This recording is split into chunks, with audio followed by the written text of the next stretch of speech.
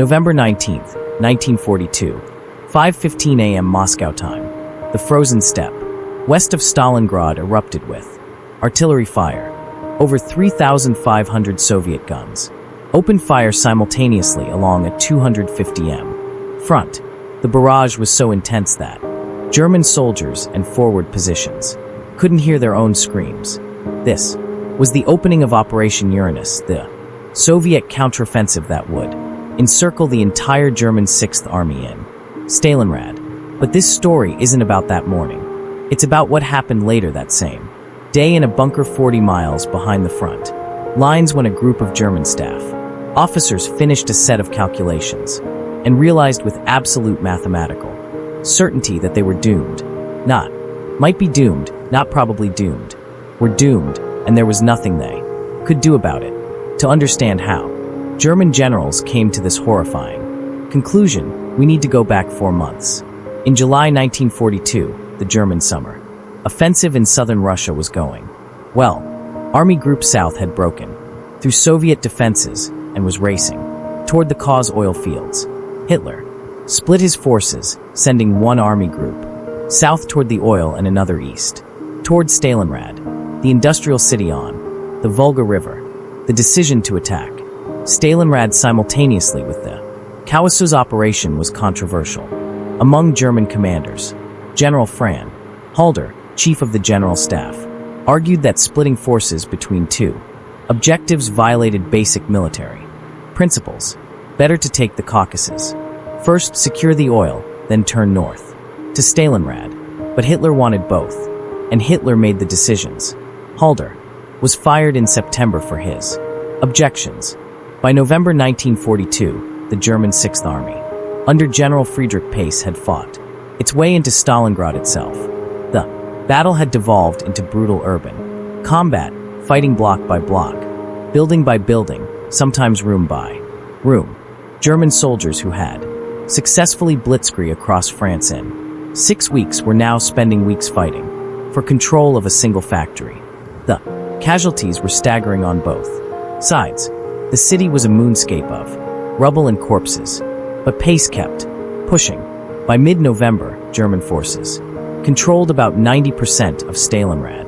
The Soviets were compressed into a narrow strip along the Volga, barely holding on. It seemed like final victory was just days away. One more push and Stalingrad would fall. Then the 6th Army could rest, reorganize, and prepare for spring operations. That's what frontline commanders believed. On the morning of November 19th, German intelligence knew the Soviets were massing forces north and south of Stalingrad. Reconnaissance had spotted troop concentrations, supply dumps, and artillery positions, but German command assessed these as defensive preparations or limited local counterattacks. The idea that the Soviets could launch a major encirclement operation seemed impossible. The Red Army had been retreating and suffering catastrophic casualties since June 1941. Where would they get the forces for a major offensive? The answer was everywhere. Stalin and Soviet high command had been hoarding reserves for months, pulling back forces from quiet sectors, reconstituting shattered divisions, building up ammunition and fuel stocks. They'd been planning Operation Uranus since September, waiting for the right moment when German forces were overextended and winter weather would limit German mobility. That moment came on November 19th. The Soviet assault hit German Allied forces, primarily Romanian armies positioned north and south of Stalingrad. These weren't Germany's best troops.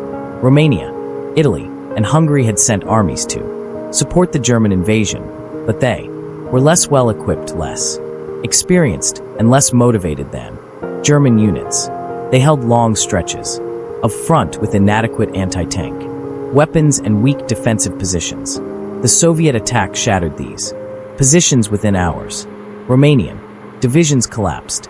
Soviet tank formations poured through the gaps, racing west and south, then turning east to link up behind Stalingrad. The goal was to encircle the entire German 6th Army and cut it off from supply and reinforcement. At 6th Army headquarters, General Paulus received the first reports around 8 a.m. Romanian forces were under heavy attack. Some positions were being overrun, but pace had faced Soviet counterattacks before. His staff prepared orders for German reserve divisions to move up and stabilize the situation. This seemed manageable. By noon, the situation looked worse. The Romanian front had completely collapsed. In multiple sectors, Soviet tank formations were advancing rapidly westward, but Paulus still didn't grasp the scale of what was happening. He thought this was a major counterattack, aimed at relieving Soviet forces in Stalingrad, not an encirclement operation. His responses were still tactical. Move this division here. Reinforce that sector there. At Army Group B headquarters, Commander General Maximilian von Weichs saw the bigger picture sooner. By early afternoon, intelligence reports showed Soviet forces moving in encirclement patterns. This wasn't a relief attempt. This was a trap, and the 6th Army was in it. Von Weichs began preparing orders for pace to break out westward immediately while the encirclement was still forming. But orders from Hitler's headquarters countermanded this. The Führer's standing orders were clear. German armies don't retreat. Hold all positions. Any encirclement could be broken from the outside while forces inside held firm. This doctrine had worked in several previous Soviet encirclement attempts. Small German forces had held out until relief columns broke through. Hitler expected the same here. What nobody at higher command understood yet was the scale of the Soviet operation. This wasn't a hasty counterattack with whatever forces were available. This was a carefully planned operation involving over 1 million Soviet soldiers, 13,000 artillery pieces, 900 tanks, and 1,100 aircraft. The forces executing the encirclement were massive, well supplied, and operating according to a detailed plan that had been refined for months. By evening of November 19th, Soviet pincers were converging. Northern and Southern forces were racing to link up. At 6th Army headquarters, staff officers were plotting Soviet positions on maps and making calculations. Where were the encircling forces? How fast were they moving? When would they link up? And critically, how many German troops were about to be trapped? This is where the mathematics became unavoidable. Staff officers counted divisions, battalions, support units, everyone who would be caught inside if the encirclement closed. The numbers kept growing. Not 50,000 troops, not 100,000. The 6th Army alone was over 250,000 men. Add in attached units, Romanian remnants that had retreated into the pocket, support personnel, and the total climbed toward 300,000. Colonel Reinhard Galen, chief of intelligence for the Eastern Front, arrived at a headquarters meeting with calculations that drained the color from his colleagues' faces. If the pocket closed, and it would close probably within 48 hours, over 280,000 German and Allied soldiers would be trapped. Supplying a force that size by air would require approximately 500 tons of supplies daily minimum. The Luftwaffe had nothing close to that capacity. Germany's entire transport fleet in the east consisted of perhaps 500 G-52 transport aircraft, many in poor condition, under perfect conditions, with no losses, flying maximum sorties. They might deliver 250 tons per day, maybe, more realistically, 150 tons, and winter conditions on the Eastern Front were anything but perfect. One staff officer did the mathematics. Allowed 280,000 men, minimum 500 tons daily supplies. Needed maximum 150 tons daily that could be delivered. Deficit 350 tons per day. Accumulated over weeks, catastrophic. The 6th Army would starve and freeze to death inside the pocket long before any relief force could break through. Another officer raised the obvious question: why not break out now? Tonight, before the encirclement closes completely? Fight west through the Soviet forces still forming up. It would be costly but possible. At least part of the 6th Army could escape. The answer came from General Arthur Schmidt, Pallas's chief of staff, a dedicated Nazi loyalist. Hitler's orders forbid retreat. the Sixth Army would hold. Stalingrad, Luftwaffe Chief Hermann Göring, had promised adequate air supply. Relief. Forces would break through from outside. This was not subject to debate. But the staff officers doing calculations didn't need orders to understand what was coming. The mathematics were inexorable. An army of 280,000 men trapped in winter, with insufficient supply, would cease to exist as a fighting force within weeks.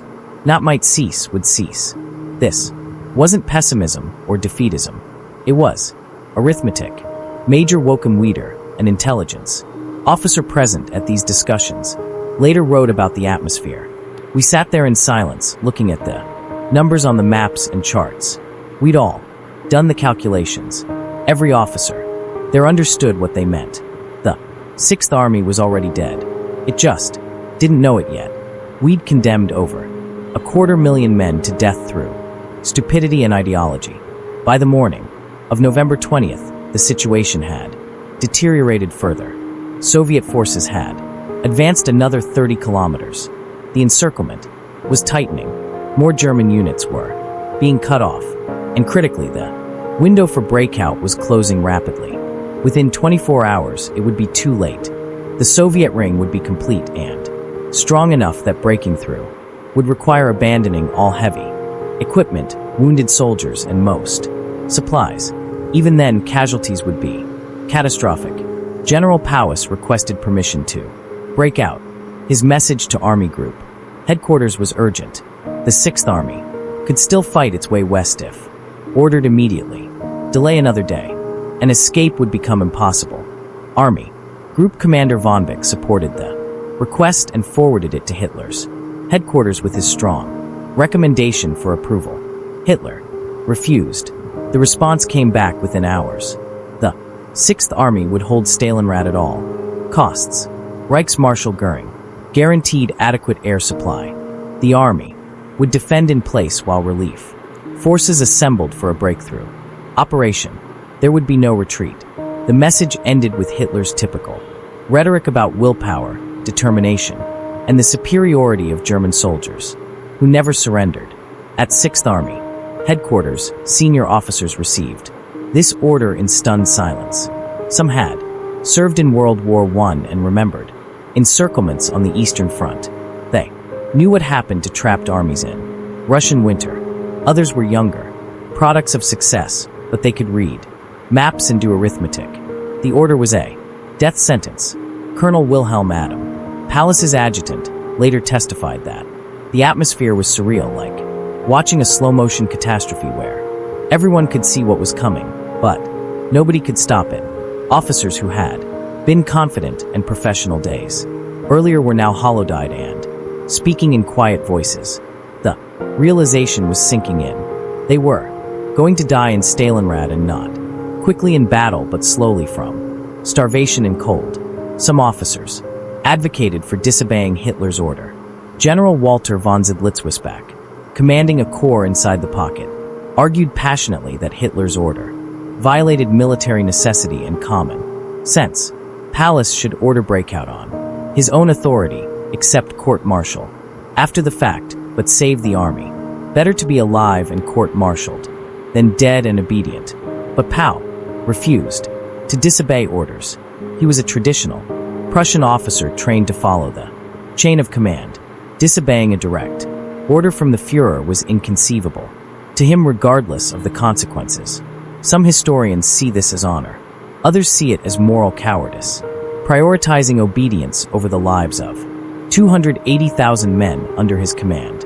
On November 22nd, Soviet forces linked up at Kalach, 60 kilometers west of Stalingrad. The encirclement was complete.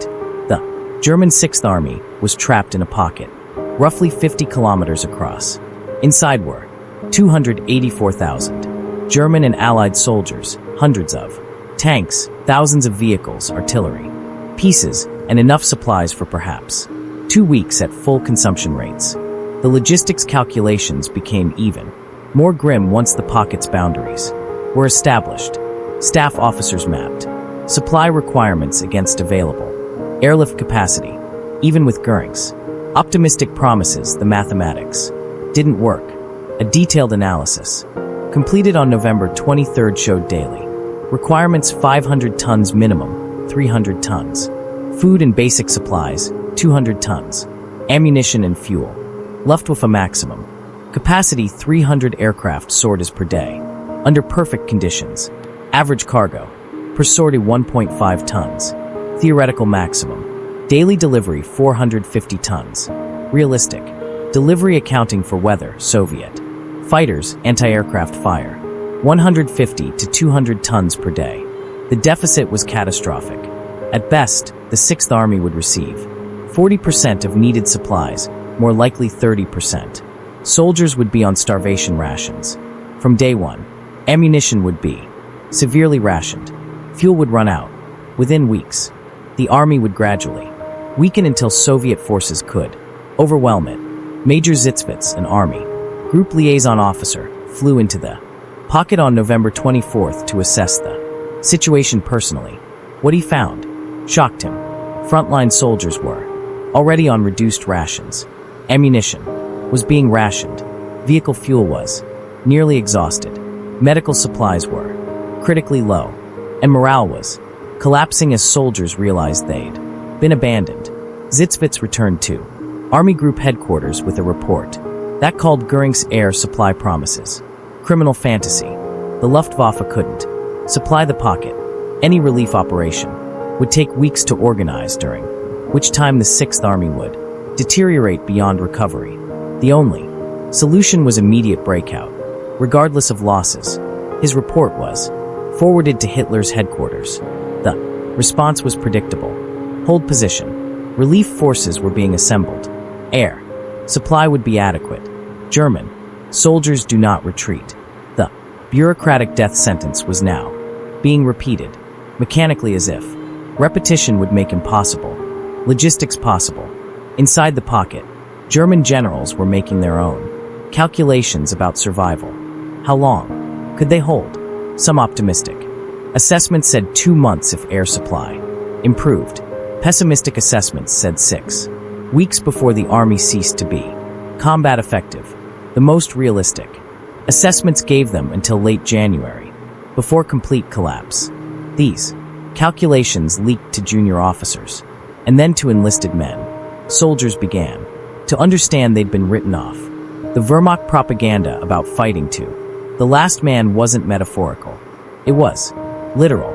They were expected to die in Stalingrad because Hitler's pride wouldn't allow retreat, and his delusions about air supply ignored physical reality. Some units began preparing for breakout. Without orders, General von Sittitz Kurzbach actually ordered his corps to begin withdrawing toward the pocket perimeter on November 25th, planning to break out on his own authority if Paulus wouldn't order it. But Paulus countermanded the order and threatened Sidlets with court-martial. Discipline still held barely. The relief operation, designated Operation Winterturm, began planning in late November. General Erich von Manstein, Germany's most capable commander, was placed in charge. His task: break through to Stalingrad with an armored relief force, establish a supply corridor, and potentially evacuate the 6th Army. Manstein was a realist. He did his own calculations and reached the same conclusions as everyone else who looked at the situation honestly. The 6th Army was doomed if it stayed in place. Relief might reach the pocket temporarily, but holding a corridor through a 100 kilometers of Soviet-controlled territory through winter was impossible. The only viable solution was to use the relief operation as cover for 6th Army breakout. Both forces would fight west together, abandoning Stalingrad but saving most of the army. But this required Hitler's approval, and Hitler would never approve abandoning Stalingrad. The city bore Stalin's name. German propaganda had declared its capture essential. Retreat would be a massive political defeat. So Hitler insisted the 6th Army hold while being relieved, after which it would remain in Stalingrad, supplied through the corridor. The disconnect between Hitler's expectations and physical reality was total. His generals could see it. Staff officers could